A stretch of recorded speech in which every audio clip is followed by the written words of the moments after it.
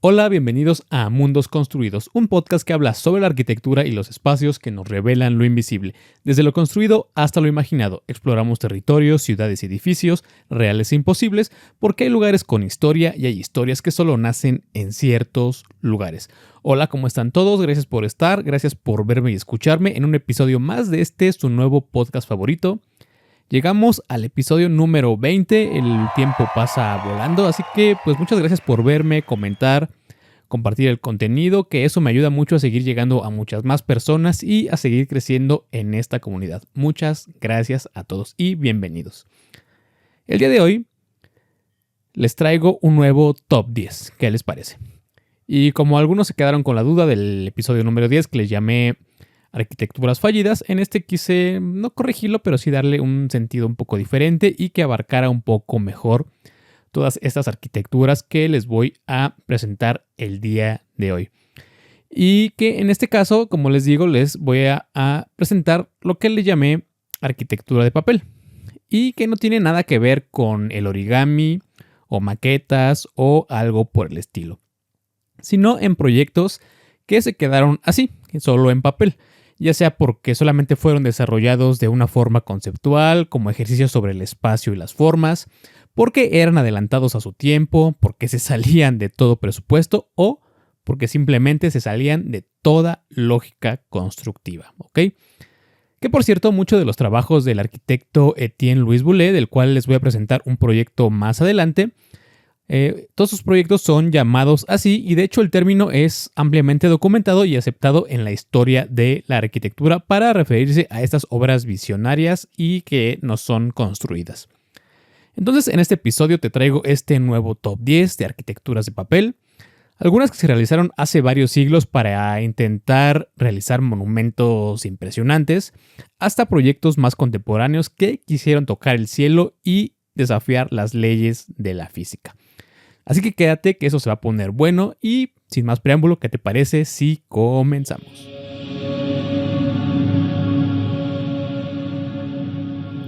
Número 10. Mole Littoria. En 1923 el arquitecto Mario Palanti planearía su regreso a Italia después de una prolífica carrera en Argentina. Esto debido a una crisis económica derivada de la Primera Guerra Mundial, pero también con la convicción de que su patria le llamaba y debía volver para servirla, donde manifestaba su clara simpatía hacia el régimen del recién ascendido Benito Mussolini. De esta manera comenzaría a trabajar desde Buenos Aires en un proyecto sin precedentes con la intención de impresionar al dictador fascista. Su propuesta era impresionante y la llamaría la Mole Littoria, donde mole significa masa o estructura monumental y Littoria que provendría del fascio litorio, que es un símbolo de poder y autoridad que se remontaba a la antigua Roma y que consiste en un haz de varas con un hacha al frente, mismo que fue retomado por el fascismo italiano como emblema del régimen de Mussolini. Su propuesta aspiraba a ser la torre más alta de Europa, un monumento justo en el corazón de Roma, y algo que fuera el símbolo indiscutible de la modernidad y del poder fascista. La torre tendría 330 metros de altura, superando por mucho a cualquier edificio de la época. La Mole Littoria contaba con una base monumental que integraba un enorme complejo con estadio deportivo, salas de congresos, biblioteca, hotel e incluso una nueva sede para el Parlamento. Sobre esa base existiría un torreón alto y esbelto de concreto, donde Palanti planteó alojar las oficinas gubernamentales y que lo remataría simbólicamente con el espacio que albergaría el despacho del duce, dominando toda la ciudad en las alturas. Por supuesto, Mussolini recibió con entusiasmo el proyecto. Inclusive Palanti había enviado junto con las maquetas, planos y memorias un galgo argentino como regalo, intentando por cualquier medio ganarse el favor del dictador y reafirmando su devoción fascista. Esto tras haber construido rascacielos en Buenos Aires y en Montevideo. Durante algún tiempo, la Mole Littoria encarnó la ambición de dotar Roma de un horizonte moderno. De hecho, Palanti a su regreso promovió su proyecto en muestras de arquitectura y publicaciones italianas con miras a construirlo, proponiendo como posibles lugares para su ubicación en el área del Monte Mario al noroeste de la ciudad, en una colina que domina el Tíber, o como primera opción en el corazón de la ciudad, cerca del Foro Romano, buscando un diálogo directo con las ruinas imperiales, que era una idea que puede parecer disparatada, pero en aquel momento era coherente con el simbolismo de intentar restaurar la grandeza de Roma.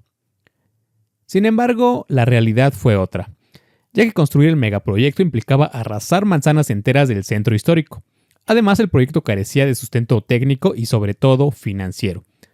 Por lo que Mussolini, aunque sí se interesó por la Mole Litoria, realmente fue más en el sentido propagandístico, por lo que nunca emitiría una orden formal de construcción. Así, para 1926, el plan se archivó cuando el régimen comenzó a construir otros edificios más controlados, austeros y definitivamente factibles, como lo fueron el Foro Itálico y el desarrollo para la Exposición Universal de Roma. Así que esta mole solo quedó para la anécdota, pero que de haberse construido habría alterado para siempre y creo que no para bien el perfil de Roma como se le conoce.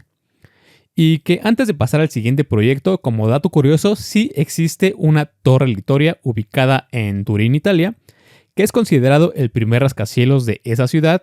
Sí fue construido durante el régimen de Mussolini y sí fue planeado para que fuera sede del Partido Nacional Fascista.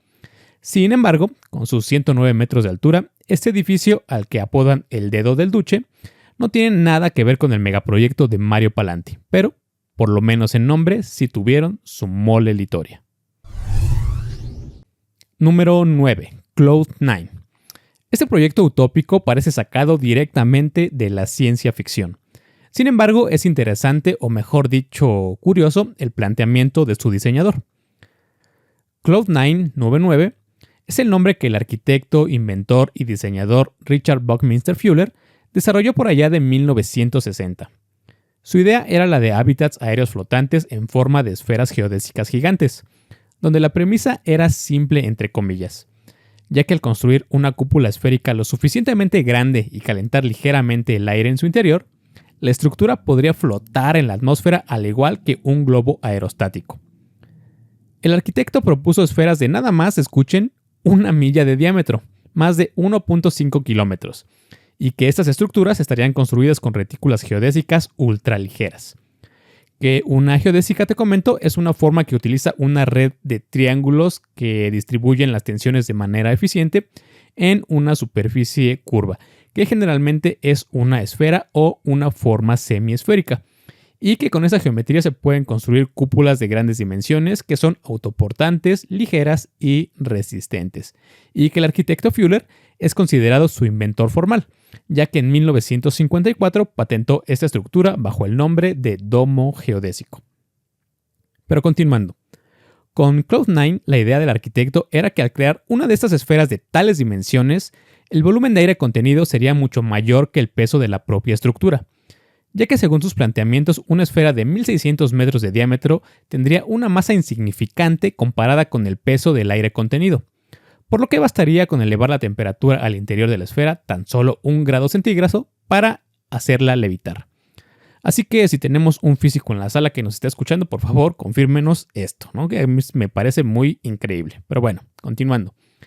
Según los cálculos de Fuller, el aire cálido proporcionaría una fuerza de elevación capaz de soportar miniciudades en cada esfera. Estas ciudades flotantes tendrían un armazón de una aleación ligera con un recubrimiento transparente. Además, imaginó que las miniciudades podrían tener varios niveles habitables en su interior, con viviendas y con áreas verdes, donde también planteaba que para que no estuvieran flotando sin ningún control, éstas se pudieran anclar al piso. Una de las motivaciones para idear este proyecto era la de abordar el problema de la sobrepoblación y del uso del suelo. De esta manera, el arquitecto proponía elevar las ciudades al cielo para liberar espacio en la tierra y así reducir el impacto sobre el ambiente. Así que Fuller, influido por el optimismo de la posguerra y la fe en la ingeniería, consideraba que pensando disruptivamente se podría originar un lugar para vivir para las miles de millones de personas que habitarían la Tierra en el futuro. Por supuesto, Cloud9 se considera una de las utopías tecnológicas emblemáticas de los años 60. Aunque en su momento algunos seguidores del Arqui vieron la idea como una extensión lógica de su trabajo con geodésicas y de hacer más con menos, los críticos e ingenieros más cuadrados tacharon la idea como fantasía impracticable, señalando todos los problemas lógicos, es decir, pues cómo se iba a climatizar, cuánta era la energía necesaria para elevar las esferas, los riesgos de incendio, etcétera, etcétera. Sin embargo, la noción de ciudades voladoras vaya que permeó en diseños de la ciencia ficción.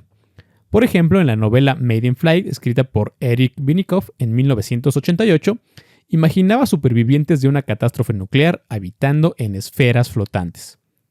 Así que para finalizar este número 9, uno de los alumnos de Fuller declararía lo siguiente en cuanto a la idea de su mentor, y que creo que aquí vale la pena rescatar, ya que aunque ese diseño está más en el orden conceptual y de las ideas, en el fondo sí tenía premisas bastante importantes. Mira, dice así: Cloud9 es probablemente posible, pero ni Bucky esperaba verla pronto, ya que la ofreció como un ejercicio chocante destinado a estimular el pensamiento imaginativo que necesitaremos si los miles de millones de nuevos ciudadanos del planeta van a tener una vivienda digna.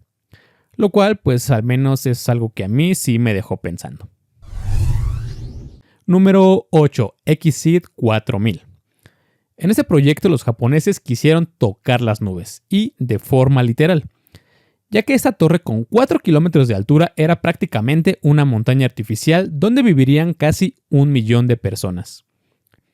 Por allá de 1995, la corporación Taisei, que es una de las empresas de construcción e ingeniería más antiguas y grandes de Japón, presentó la propuesta del Exceed 4000, un edificio que incluso superaba la altura del monte Fuji. Por lo que con su creciente optimismo tecnológico, Japón continuaba con un auge económico sostenido desde los años 80, y tenía la convicción de que la ingeniería podía resolver prácticamente todo. Por lo que los arquitectos no se quedarían atrás, y buscarían realizar proyectos que impactaran a todo mundo. Así surgió la idea del Exceed 4000, una montaña habitable con 800 pisos y una base de 6 kilómetros anclada sobre la bahía de Tokio. Según los ingenieros de Taisei, el edificio podría albergar entre 500,000 y 1 millón de habitantes. Tendría parques internos, lagos, viviendas, oficinas, escuelas, hoteles y centros comerciales. Además que se convertiría en un ecosistema completo en un solo edificio en una ciudad vertical. Como puedes observar, el proyecto no solo era enorme, sino inconcebible, ya que 4000 metros de altura significaban 8 veces la altura de la Torre Eiffel y casi 5 veces la altura del Burj Khalifa, el edificio más alto del mundo actualmente. Pero a esas alturas la cosa no está tan sencilla, ya que cambia la presión del aire, la temperatura desciende y el viento es una fuerza importantísima a considerar, mismo que puede comprometer incluso la estabilidad de estructuras de altura comunes. Por ello, el proyecto preveía un sistema de control ambiental inteligente capaz de regular la humedad, la luz y la temperatura en los diferentes niveles, manteniendo condiciones confortables en el edificio, mientras todo era alimentado por energía solar. La propuesta parecía sacada de la ciencia ficción, pero la empresa la presentó como algo posible, ya que los planos estaban plagados de detalles estructurales, de sistemas de transporte, así como los planes generales para las plataformas intermedias que actuarían como centros de ciudades pequeñas en las alturas. El costo estimado por su parte rayaba en lo absurdo, ya que costaría cerca de $1 billón, sí, billón con B, donde solo la solución estructural requeriría unas 3 millones de toneladas de acero, que se estima es más que la suma del acero de todos los rascacielos en Manhattan. Por supuesto, la reacción internacional no se hizo esperar, ya que aunque algunos grupos la calificaban como visionaria, otros pensaban que era simplemente una broma jalada de los pelos. Y más que broma, los propios ingenieros de Taisei reconocieron tiempo después que el propósito no era construirlo, sino el de ganar reconocimiento para la empresa, lo cual pues les funcionó bastante bien, ya que apareció en portadas de todo el mundo, convirtiéndose en un fenómeno mediático y dando a Taisei ahora el estatus de una empresa visionaria y futurista. Por lo que el Exceed 4000 funcionaría más como un concepto que nos hace preguntarnos cómo se viviría si a nivel del suelo ya no hubiera espacio para seguir expandiéndose, y en donde la respuesta solo estuviera en las alturas. Y así que, como dicen por ahí, para entender y para prepararse para el futuro, hay que atreverse a imaginar y a proyectar lo imposible. Número 7. Torre de Babel. Algunos siglos atrás y mucho antes de los arquitectos futuristas, en el siglo XVII un erudito jesuita se atrevió a diseñar la legendaria Torre de Babel, en su obra Turris Babel Sive Archontology, de 1679, en donde su autor, Athanasius Kircher, hizo algunas investigaciones para conocer cuánto habría que construir para alcanzar el cielo.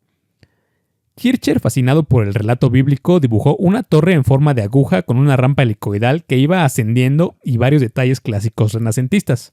Su ilustración muestra terrazas a distintos niveles para descansar de la ardua subida, e incluso un ser humano con bastón al pie de la estructura para ejemplificar la escala, haciendo evidente el desmesurado tamaño de la construcción.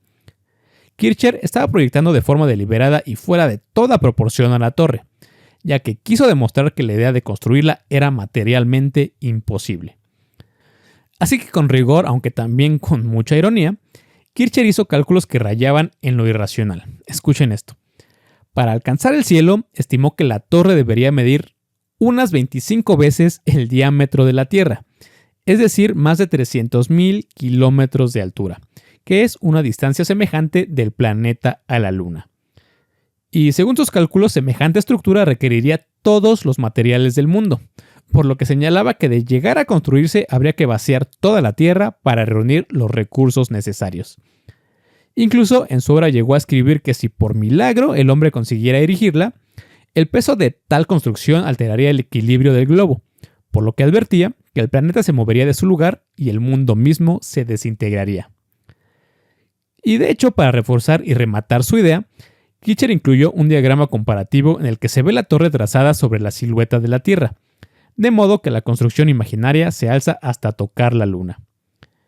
Y aunque ya podemos ver lo absurdo del proyecto, este realmente tuvo más un propósito didáctico, ya que con su obra desestimaba cualquier previsión de viabilidad y transformaba a la Torre de Babel en un proyecto analizado científicamente, pero puesto al servicio de la fe. Así que como vemos, su obra y sus estudios no eran más que una reafirmación teológica, esto disfrazada de ciencia, ya que para él la mítica Torre de Babel no cayó por un error de cálculo, sino porque su magnitud amenazaba el orden del cosmos. Así, el intento de llegar a Dios mediante la arquitectura era un acto soberbio y desmedido por alcanzar lo divino, mismo que demostraría la fragilidad de la ambición humana frente a las leyes del universo.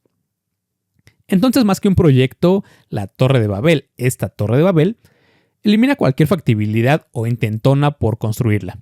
De hecho, así lo concluye en su obra.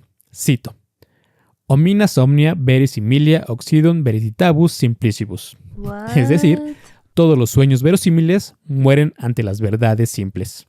O, en otras palabras, por más atractiva o creíble que pueda ser una idea, esta termina desvaneciéndose cuando se enfrenta a la realidad más básica y comprobable. Número 6. El cenotafio de Newton. En 1784, el arquitecto francés Étienne Louis Boulle proyectó un homenaje que iba mucho más allá de lo funerario. Un cenotafio esférico colosal para Isaac Newton. Este monumento no fue concebido como un mausoleo de la forma tradicional, sino como toda una experiencia cosmológica. Para esos años, Newton ya había muerto décadas atrás, pero su nombre seguía y sigue resonando en el imaginario intelectual, pero lo hacía con más fuerza en el siglo XVIII, ya que su nombre era un verdadero símbolo del saber, la luz y el progreso nacido de la Ilustración. El cenotafio fue uno de los diseños conceptuales más célebres de Boulle, en el cual eligió una forma esférica de unos 150 metros de diámetro como elemento central, ya que en su teoría geométrica consideraba que esta era la forma más pura, perfecta y simbólica, adecuada no solo para representar el planeta Tierra, sino a la totalidad del cosmos que Newton buscaba comprender. Esta esfera descansaría sobre una base circular y estaría rodeada por terrazas y anillos de cipreses, representando con ellos una atmósfera melancólica alrededor del cenotafio.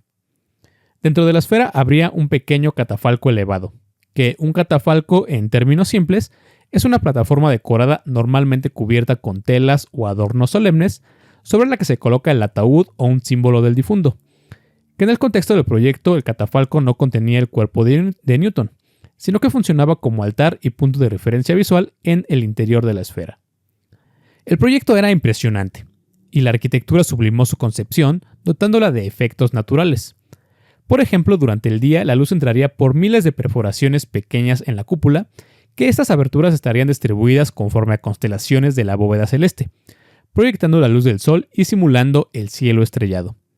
Por su parte, por la noche, un gran candil suspendido en el centro de la esfera iluminaría todo el interior, proyectando una luz intensa que conceptualizaría el día eterno dentro del monumento.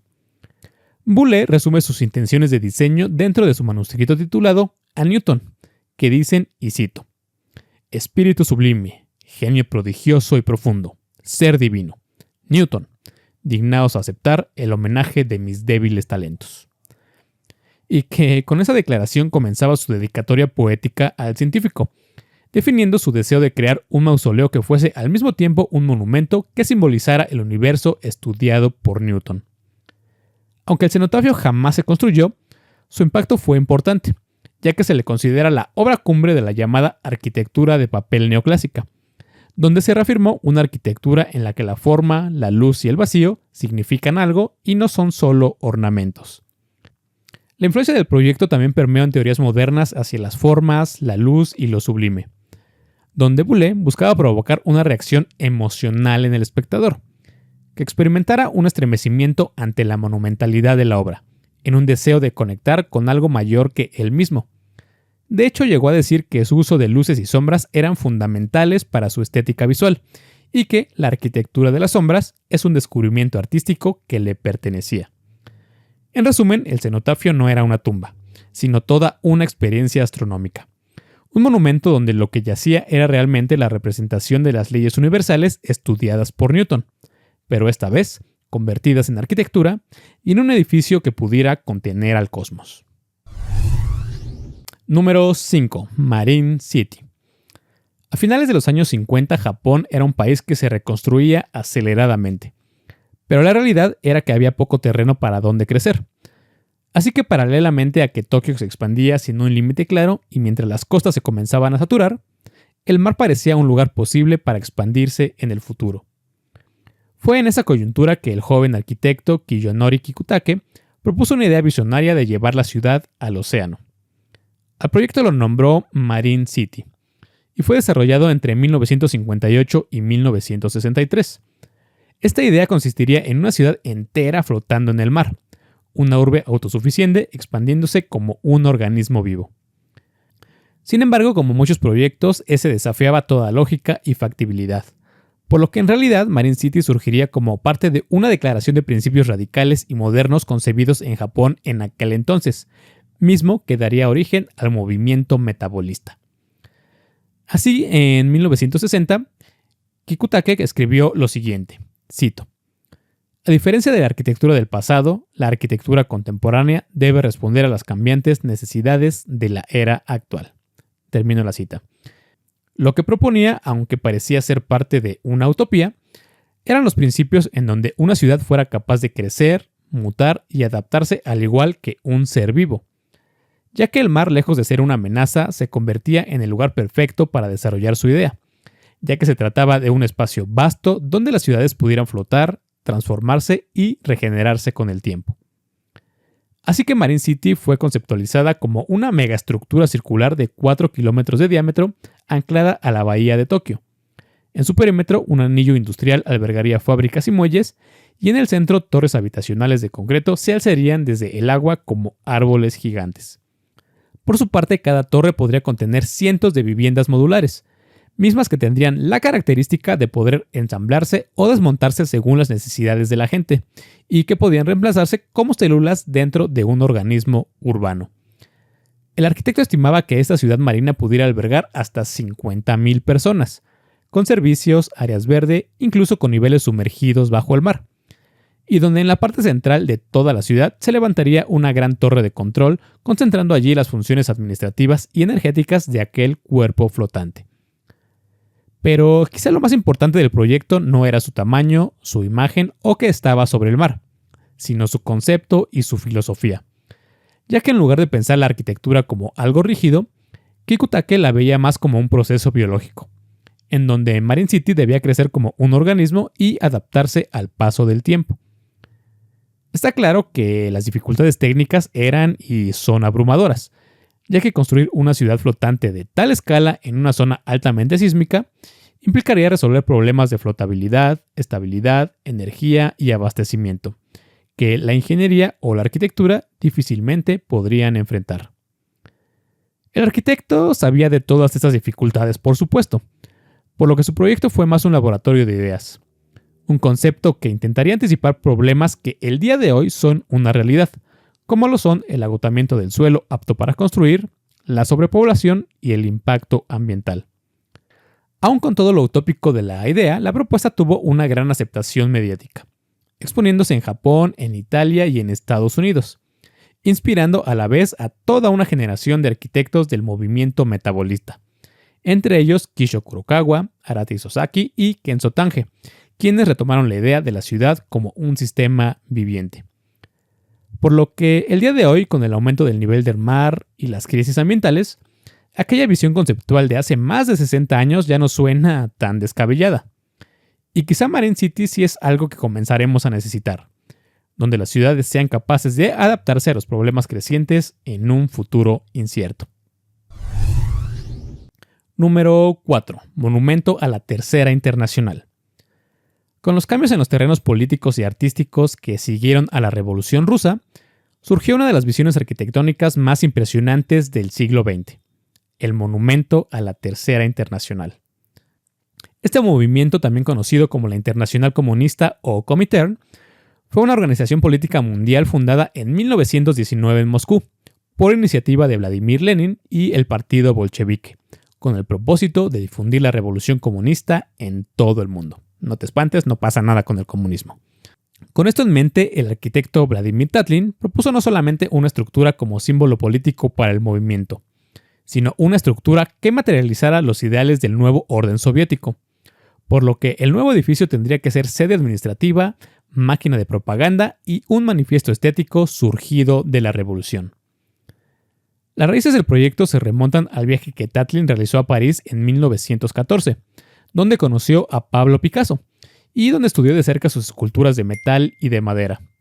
De esa experiencia nació el concepto de contrarrelieve, una escultura que se extiende desde el muro hacia el espacio y que explora la tridimensionalidad de los materiales industriales, donde la Torre de la Tercera Internacional es, en muchos sentidos, la expansión monumental de esa idea, pero a escala urbana. De esta manera, Tatlin proyectó una estructura de 400 metros de altura construida en hierro, acero y vidrio, mismo que como muchos otros proyectos intentaba superar a la ya famosa Torre Eiffel en tamaño y en simbolismo. En su diseño, la torre tenía una forma de hélice doble ascendente, inclinada 23 grados hacia adelante, misma que parecía girar hacia el cielo, simbolizando el movimiento imparable de la revolución comunista. Dentro de la estructura metálica se integraban 4 grandes volúmenes geométricos suspendidos y que rotaban a diferente velocidad, cada uno con una función social y política específica. Primero, en la base, un cubo de cristal servía como sala legislativa, simbolizando la estabilidad del poder del proletariado, completando una rotación anual. Encima, una pirámide giratoria alojaría funciones ejecutivas girando una vez al mes. Más arriba, un cilindro transparente se dedicaría a prensa, radio y propaganda que rotaría un ciclo diario, y en la cúspide una semiesfera giraría cada hora como estación de radio y emisor de consignas. Además, Tatlin planeó proyectores para lanzar mensajes luminosos hacia las nubes y pantallas gigantes que difundieran propaganda visible desde lejos. Una máquina de comunicación global ideada mucho antes de que existiera la noción de los medios masivos y de la arquitectura mediática, como lo son ahora los rascacielos pantalla y las fachadas interactivas. Por lo que este gran dispositivo mecánico no era un mero ornamento, representaba un movimiento tecnológico y funcional, donde el centro del gobierno, el de comunicación y en general el de la revolución estuviera contenido en un mismo gran espacio, y que con su estructura abierta, transparente y con todos los mecanismos a la vista, celebrarían la industrialización, las máquinas y la visión socialista. El monumento a la Tercera Internacional estaba destinado a construirse en Petrogrado, actualmente San Petersburgo, a orillas del río Neva. Pero el proyecto era realmente tan ambicioso que en una Rusia recién salida de la revolución, no se contaba con los recursos ni materiales ni industriales para producir tanto acero, vidrio y componentes móviles. Además que su diseño mismo era cuestionable, ya que el reto técnico para construir mecanismos rotatorios de tal escala en unos volúmenes suspendidos era totalmente imposible para las capacidades tecnológicas de la época. Y aunque el monumento nunca pasó de planos y maquetas, los dibujos de Tatlin muestran que el arquitecto concebía la estructura en secciones modulares, un planteamiento adelantado para 1919, mismo que estaba inspirado en los métodos constructivos de la ingeniería naval y puentes, donde Tatlin imaginó un armazón metálico ensamblado por tramos, en el que cada módulo podía ser fabricado por separado en talleres industriales y luego ser montado en el sitio. Que este es un concepto que décadas después sería habitual en la prefabricación moderna, por lo que sin duda el monumento a la Tercera Internacional, aunque se inclina más hacia la utopía, también fue revolucionario en todos los sentidos desde su concepción. Número 3. El Domo en Manhattan. A finales de los años 50 y durante la década de 1960, Buckminster Fuller volvió a situarse entre la delgada línea entre la utopía y la factibilidad. Esto con un proyecto tan radical como ambicioso: cubrir Manhattan. Junto al arquitecto Shoji Sadao, Fuller planteó lo que llamó el Dome over Manhattan o Manhattan Dome, que consistía en una cúpula geodésica gigantesca de unos 3 kilómetros de diámetro, destinada a cubrir una porción masiva de la isla, Midtown desde el East River hasta el Hudson, con el fin de controlar el clima urbano, reducir consumos energéticos y proteger a la ciudad de las inclemencias del tiempo. La idea fue bastante audaz desde el principio, ya que proponía proyectar una cubierta liviana compuesta por retículas de aluminio y paneles transparentes o semitransparentes de vidrio reforzado, y que funcionaría como una membrana protectora.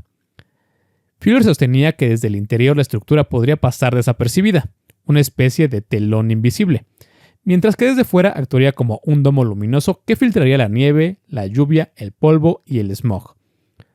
Uno de los argumentos más potentes de Fuller para defender el domo estaba en su lógica energética, ya que afirmaba que la cúpula reduciría drásticamente la superficie expuesta de los edificios, y calculó que la cubierta abarcaría tal parte de la envolvente urbana que podría reducir la demanda energética hasta un 20% de los niveles existentes en Manhattan en 1960.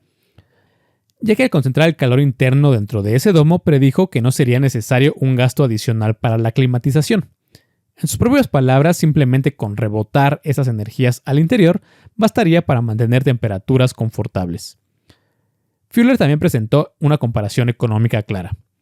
El costo acumulado del deshielo y retiro de nieve durante una década en Manhattan era tan alto que, según él, bastaría para pagar la construcción de la cúpula. Esa equivalencia, por supuesto, buscaba dar al proyecto una especie de factibilidad financiera, ya que sería amortizable y traería beneficios secundarios. Fuller explicaba que Midtown, en la línea de la calle 42, tenía aproximaciones de 2 millas de ancho, lo que encajaba con sus cálculos iniciales de una cúpula de ese tamaño, lo cual pues nos indica que ya tenía bien estudiado el megaproyecto. Otros detalles provenientes de bocetos y análisis posteriores sugieren que Fuller y Sadao proyectaron mecanismos de sujeción por cables y tensores que mantendrían la cúpula suspendida sobre los tejados, así como sistemas para recolectar agua de lluvia dentro del domo para almacenarla y distribuirla localmente. También se habla de un vidrio con un revestimiento nebuloso, mismo que filtraría la luz solar y controlaría el resplandor interior, manteniendo una apariencia translúcida desde el interior. Pero, a pesar de su meticuloso planteamiento teórico, el proyecto fue recibido con una mezcla de fascinación y escepticismo. Muchos lo consideraron una extravagancia imposible de realizar, dado que la tecnología estructural de la época no podía soportar una cúpula de tal escala. Fuller era consciente de esos argumentos, y en entrevistas respondía que la magnitud era precisamente su ventaja, ya que cuanto más grande fuera la cúpula, decía, más eficiente resultaría estructuralmente, ya que según él, cuando haces la cúpula más grande, la economía se vuelve más favorable, y que esa lógica de escalamiento es bastante típica en su enfoque de sus diseños geodésicos. No obstante, nunca hubo movilización oficial ni financiamiento concreto para llevarlo a cabo, pues por obvias razones, por lo que el Dome over Manhattan permaneció como un conjunto de fotomontajes, maquetas y presentaciones gráficas. A lo largo del tiempo, el Domo de Manhattan ha permeado la cultura popular y la ficción especulativa. Por ejemplo, el escritor de ciencia ficción Ben Bova tomó la idea y la usó como base para su historia Manhattan Dome de 1968, y que luego expandió al relato City of Darkness, creando una ciudad encapsulada.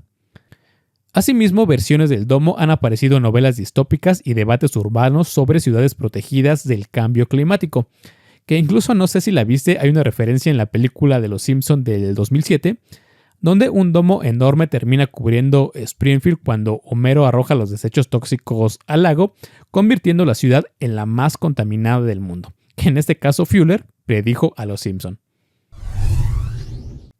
Número 2. City Tower.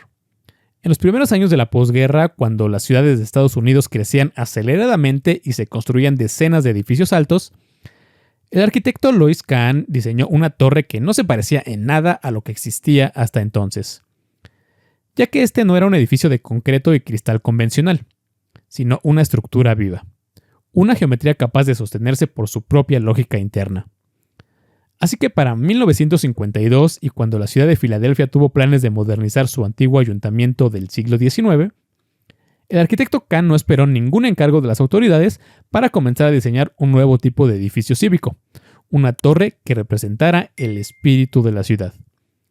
Este diseño lo generó en colaboración con Anne Ting, una joven arquitecta formada en Harvard quien era brillante en matemáticas. De ese trabajo en conjunto salió el proyecto de la City Tower, que no era un edificio de fachadas planas o columnas convencionales, ya que el diseño resultante fue el de un cuerpo de tetraedros entrelazados en una malla gigantesca tridimensional que formaba una especie de esqueleto diáfano. La arquitecta, inspirada por las ideas de Buckminster Fuller, había estudiado con detenimiento las estructuras geodésicas y los sistemas triangulados, así que tomó esos principios y lo llevó al siguiente nivel, donde cada triángulo era al mismo tiempo muro, columna y ventana. En su interior, la City Tower habría tenido plantas de distintas alturas, plataformas suspendidas y espacios modulares adaptables, pudiendo seguir creciendo y añadiendo módulos conforme se requiriera, que era un concepto perfecto de una ciudad en expansión. Por supuesto, el arquitecto Kahn, entusiasmado por su proyecto, no ocultaba su emoción y también su impaciencia hacia las autoridades, ya que realmente no le habían puesto mucha atención a tal diseño visionario. Inclusive lo manifestaría así en una carta al Ayuntamiento de Filadelfia que dice así: «No puedo dejar que la hierba crezca bajo mis pies. ¿Cuánto más he de esperar? Si ha de levantarse un edificio allí, ¿quién podría hacerlo mejor?». Pero, como suele suceder, a las autoridades a veces les falta presupuesto y siempre carecen de toda visión, por lo que finalmente se levantó un edificio administrativo convencional haciendo caso omiso al proyecto de Kant y de Ting. Aún así, ambos arquitectos desarrollaron planos detallados donde los dibujos muestran una trama de acero tridimensional, una red de tetraedros y octaedros interconectados, donde las cargas se distribuían de manera uniforme a través del volumen, integrando los núcleos de circulación en la red como parte de la propia estructura. Todo este diseño fue un adelanto en los sistemas Diagrid, que décadas más tarde se volverían comunes y serían utilizados en algunos proyectos como los de Norman Foster o Rem Koolhaas. En 1960, una maqueta de la torre fue expuesta en el Museo de Arte Moderno en Nueva York, dentro de una muestra llamada Arquitectura Visionaria, donde fueron expuestas maquetas y proyectos de este estilo, en donde había diseños de Archigram y de los metabolistas japoneses, en donde la City Tower destacaba en su diseño estructural. Y que aquí, como dato injusto, Ting no fue mencionada como coautora de la torre en esta exposición, hecho que se corregiría muchos años después, reconociendo su papel fundamental en el desarrollo geométrico y estructural del proyecto. Entonces, aunque este proyecto quedó en papel, igualmente esta visión anticipó desde hace muchos años los algoritmos paramétricos y geométricos que se usan el día de hoy para diseñar. Así, aunque el proyecto no trascendió al plano físico, el carácter experimental de la torre lo convirtió en una pieza importante dentro de la historia del pensamiento arquitectónico del siglo XX, y fue clave para la búsqueda de una nueva síntesis estructural combinando arte y matemáticas, donde la estructura no se quedaría solo en cálculos. De hecho, Anne Ting lo expresó años más tarde con una frase inspiradora y que cito: «La estructura no es el esqueleto del edificio, es su pensamiento hecho visible». Número 1. Elefante triunfal. A mediados del siglo XVIII, París estuvo a punto de tener uno de los monumentos más extravagantes jamás imaginados.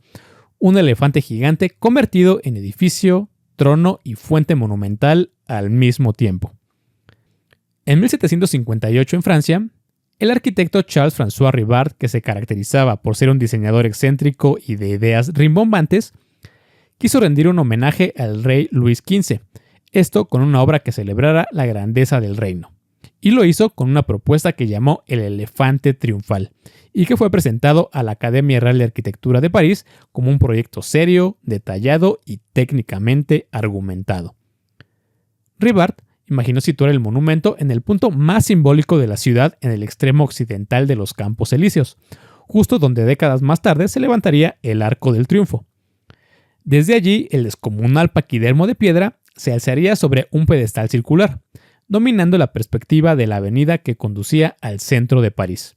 Pero, a diferencia de un monumento que solo existe para apreciarse, el Elefante era un edificio totalmente habitable de casi 50 metros de altura, dividido en 3 niveles a los que se accedería por una escalera que subía por una de sus patas. Ya en los interiores el diseño también sería asombroso, ya que en su vientre el arquitecto dispuso un conjunto de salones, galerías y jardines, espacios que estaban pensados para recibir a invitados, ofrecer banquetes y realizar exposiciones. El espacio central se abría hacia la parte superior, donde una cúpula interna sostenía el cuerpo del animal, permitiendo que la luz se filtrara a través de pequeños tragaluces. Incluso el arquitecto ideó un sistema de ventilación y de drenaje que corría por el interior de la trompa, la cual serviría como fuente ornamental expulsando un gran chorro de agua hacia una pileta en el frente. Los planos, publicados en un tratado de más de 60 páginas, incluían cada detalle imaginable, desde muebles plegables y empotrados hasta un sistema de ventilación que, según Rivard, permitiría refrescar las salas en verano mediante corrientes de aire ascendente. El exterior, en cambio, era puro ornamento. El elefante se desplantaba sobre una plataforma circular rodeada de jardines y escalinatas, rodeado por fuentes y esculturas, y sobre su cabeza una pequeña terraza que permitía a los visitantes mirar París desde lo alto, mientras en las orejas se abrían balcones semicirculares.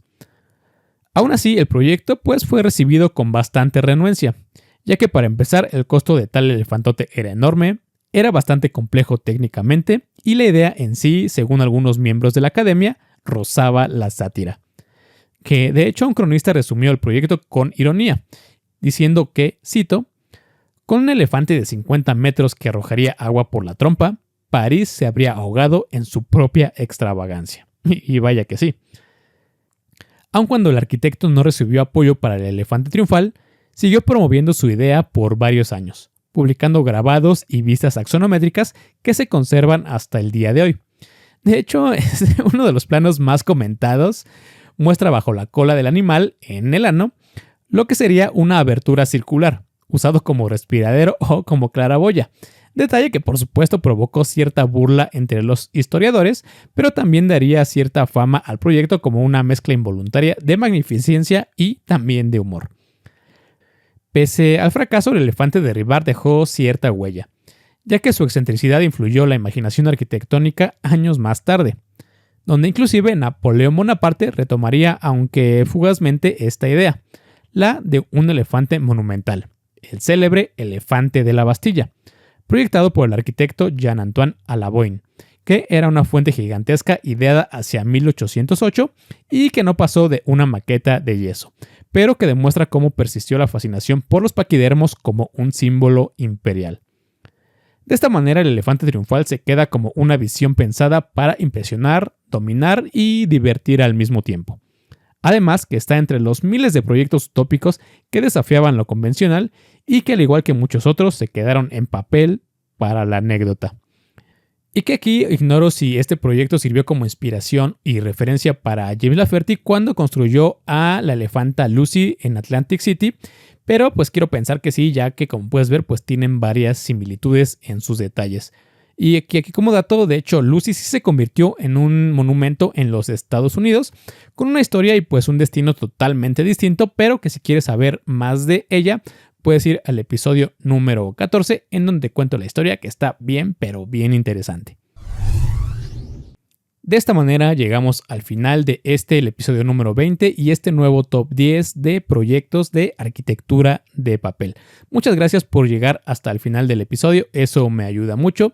Y escríbeme en la caja de comentarios si conoces algún otro proyecto de papel o alguno que te haya impresionado o que te haya dado risa porque está muy jalado de los pelos, ¿no? Que también se vale decirlo. Y por supuesto no te olvides seguirme en todas mis redes sociales, me puedes encontrar como @mundosconstruidos y también en tu plataforma de podcast favorita. Por el momento estoy en Spotify, Apple Music y Amazon Music.